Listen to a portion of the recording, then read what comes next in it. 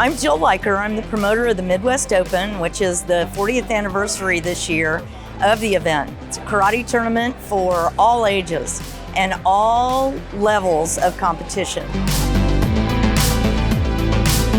I got involved in martial arts actually by taking a women's self-defense class. My very first women's self-defense class, I simply fell in love with the fact that I could work out and learn how to defend myself at the same time.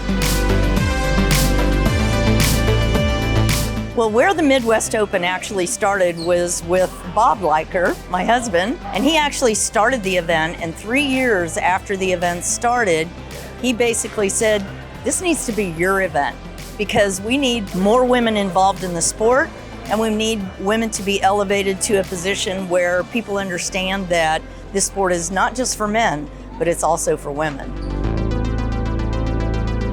I feel like the Midwest Open is really a community opportunity where families are coming out, they feel very comfortable to bring their kids for the very first time maybe they've ever competed. And it really is a large community of people. They understand coming to this tournament that it's laid back, but the competition is amazing. But they can also, again, bring their kids and feel like their first experience is gonna be really, really positive. Well, I think competition overall in any sport really is important. So you can not only measure the skill sets that you're learning inside a class, but it's really a personal thing too. You know, when you compete, you put yourself out there and it's a little scary. So you're really facing your fears, maybe about public speaking. You have to get up and introduce yourself. And competing is in itself really a very hard thing to do. And you know, you're learning in class and getting all those skill sets, but when you really compete, it really gives you the opportunity to see where you are and gives you an opportunity to set goals for the next training opportunity that you're shooting for, whether it's a belt or whether it's learning new techniques. Well, we have all sorts of events going on, from forms, you know, from coming out and just doing one. Some kids are just coming out and doing a first timers division, which the first time they've ever done any competition at all. So, I mean, it's scary. You get up and you introduce yourself in front of these 3 strangers that you have no idea who they are. So we've got that level of competition. And then all different types of CMX forms, which is creative, musical, extreme. That's what CMX stands for. So you've got a lot of kids that are coming out and they're doing mixed types of forms. So maybe they're introducing extra kicks into the form. Maybe they're introducing different types of gymnastics into their forms.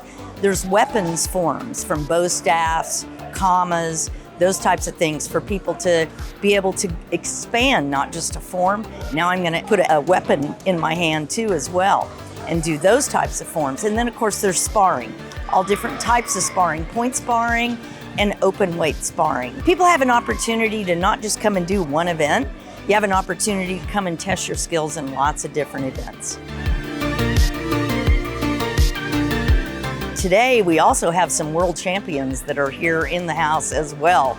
So we've got some really highly skilled, not only fighters, but forms competition and weapons competitors as well. The best of the best. I mean, it doesn't get much better than this in the Midwest, for sure. Well, the one thing that's really great about martial arts and really all athletics is you have new people coming in all the time. It's our job to make sure that when they come in, they're getting the best professional experience that they can get. So a lot of times, you know, we really work backwards from that and say, what can we do to improve registration? What can we do to improve check-in? What can we do to train referees? And a whole training processes and system is going to be coming in very quickly here into the NASCA, North American Sport Karate Association, which is who we're sanctioned with. And so in that terms, the refereeing is going to get better. So I think it's constantly improving for the new customers that we're getting. The sport doesn't look the same as it used to look. I mean, 20 years ago, 30 years ago, 40 years ago, the skill sets that are happening today weren't even imagined back then. So I think it's the consistent upgrading of the officials and the systems that are behind the tournament to be able to keep up with how the competitors continue to evolve.